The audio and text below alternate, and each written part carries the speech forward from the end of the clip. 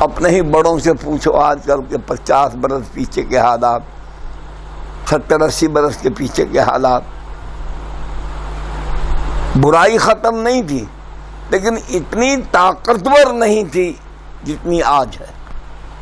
شرم تھی، لحاظ تھا، بڑوں کا احترام تھا، ادب تھا، خدا کا خوف تھا، پردہ تھا، حیا تھی، شرم تھی.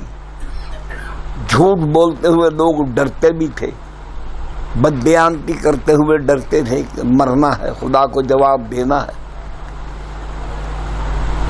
بے شک سڑکیں آج پہلے سے بہت بہتر ہیں، بلڈنگیں بڑی بلند ہیں، سہولیات زندگی بہت زیادہ ہیں، آسانیاں ہیں.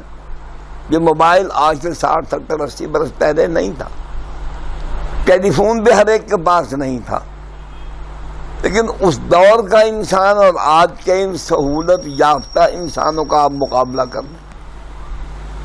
اس وقت بھی اگر آپ مال روڈ پر چلے جائیں تو وہاں آوارہ لونڈے بدکاری کے لیے تیار کھڑے ہیں، عورتیں موجود ہیں. یہ حال نہیں تھا.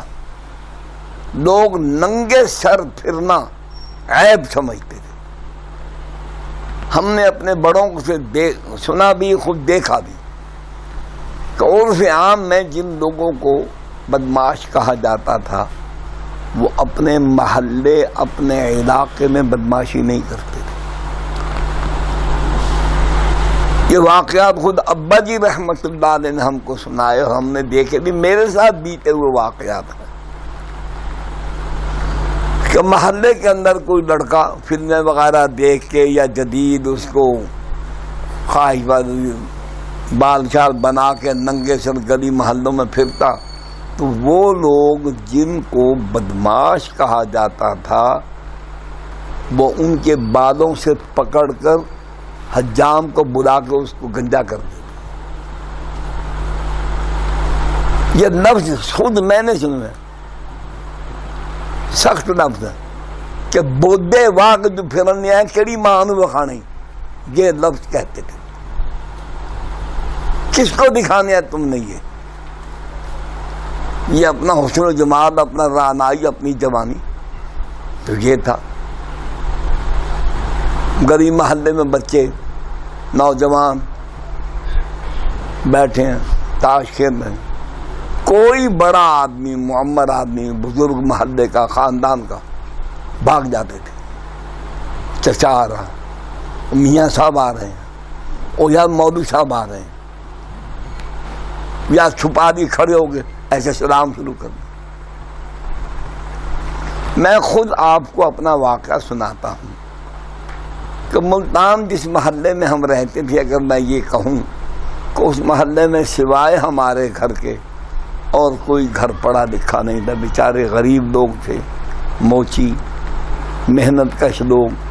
ملتان کے جو گردیزی، گیلانی، قریشی، یہ خاکوانی، ان کے مارے ہوئے پسے ہوئے لوگ، محروم لوگ جن کو روٹی نصیب نہیں سہی، ان کو تہذیب کہاں سے آئے گی، علم کہاں سے آئے گا؟ تو ہم نے گلی محلے میں تو انہی کے بچوں کے ساتھ کھیلنا.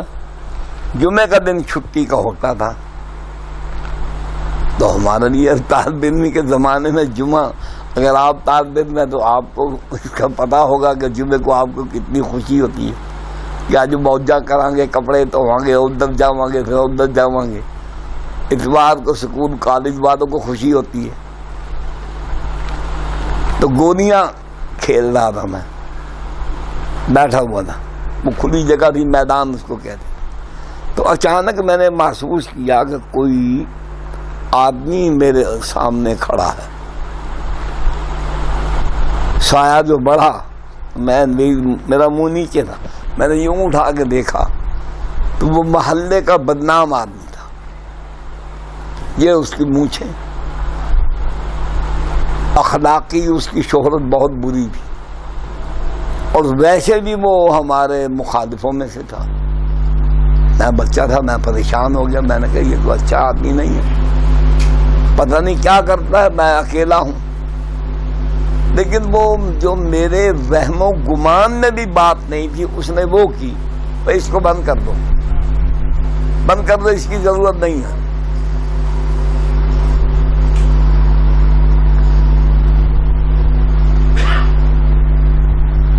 اس نے جو مجھے کہا وہ سرائکی زبان میں کہا، میں آپ کو اردو میں بتاتا ہوں۔ تو میں نے جب یوں کر کے دیکھا تو وہ مجھے کہتا ہے کہ تمہیں معلوم ہے تم کس کی اولاد ہو؟ یہ ذہن میں رہے کہ خود وہ بدنام آدمی ہے، آوارہ ہے، مجھے وہ یہ کہہ رہا ہے کہ تمہیں معلوم ہے تم کس کی اولاد ہو، کون ہو تم؟ اٹھو، کھڑے ہو جاؤ اور گھر جاؤ۔ اتنے سخت اس نے کہے کہ آئندہ اگر میں نے تم کو یہاں دیکھا تو میں ٹانگ پر ٹانگ رکھ کے تمہارے 2 ٹکڑے کر دوں۔ تھا تو وہ آوارہ، لیکن میری نسبت کی وجہ سے اس نے یہ گوارا نہیں کیا کہ یہ آوارگی اس میں آئے یا یہ غلط کام کرے۔ حالانکہ گولیاں کھیلنا کوئی ایسا حرام حلال کا بچے کے لیے مسئلہ نہیں، لیکن اس کے ذریعے ماحول بدلتا، اچھی عادتیں نہیں رہتی۔ تو یہ تھا وہ معاشرہ۔ اور آج کسی نوجوان کو کوئی اچھی بات سمجھانا ایک مشکل کام ہے۔ 100 مرتبہ سوچنا پڑتا ہے کہ اس برخوردار کو جو یہ بدر جا رہا ہے، جو کام کر رہا ہے، اس میں اس کا نقصان ہوگا، کردار خراب ہوگا، اس کی سوچ بگڑے گی برے اعمال میں۔ تو یہ خیال پڑتا ہے کہ یار واپسی پر میں اس کو سمجھا دوں، کو تھپڑ میرے منہ پہ نہ پڑ جائے، دھکا نہ دے دے مجھے کہ چل کر اپنا کام کر، بھڈا ہے تم مولوی جاڑنے ایسی۔ یہ عام ہے، لیکن اس زمانے کے مطابق سڑک چھوٹی، مکان کچے، یہ انسانوں کے یہ تھے۔ تو اس لیے ذہن سے یہ بات نکال دینی چاہیے کہ مال و دولت کی کثرت یا عیش و عشرت اور راحت کے سامان یہ انسان کے کردار و اخلاق کی تعمیر میں کبھی وہ درجہ حاصل نہیں کر سکتے جو درجہ رسول اللہ صلی اللہ علیہ وسلم کے اسوہ حسنہ کی طرف لوگوں کو لانے سے ملتا۔ میں ایک زمانے میں کریانے کی دکان کرتا تھا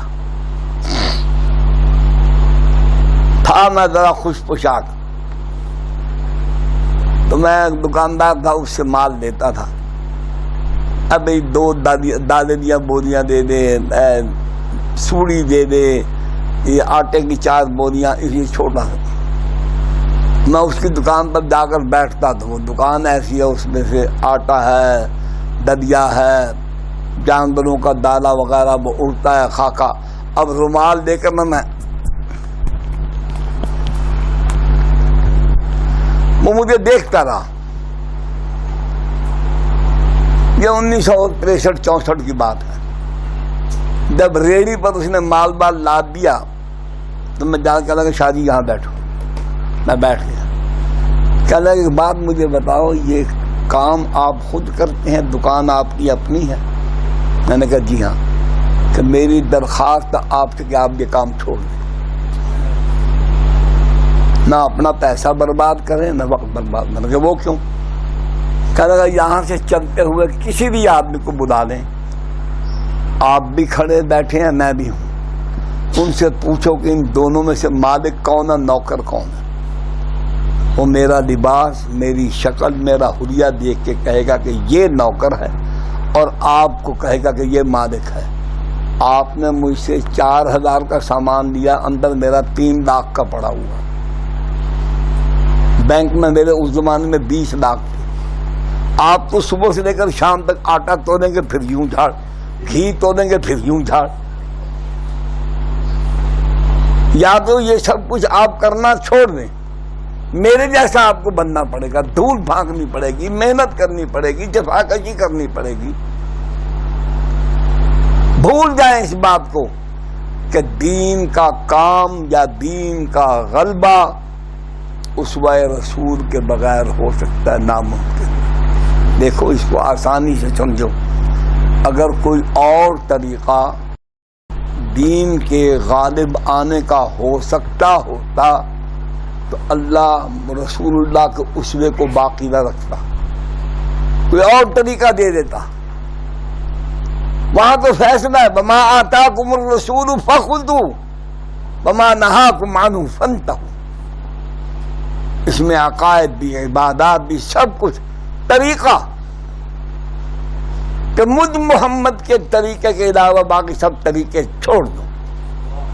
ویڈیو کے نیچے سبسکرائب کے بٹن پہ کلک کریں، بیل کے آئیکن پہ کلک کیجئے تاکہ ہر نئی ویڈیو کی نوٹیفیکیشن آپ کو مل جائے۔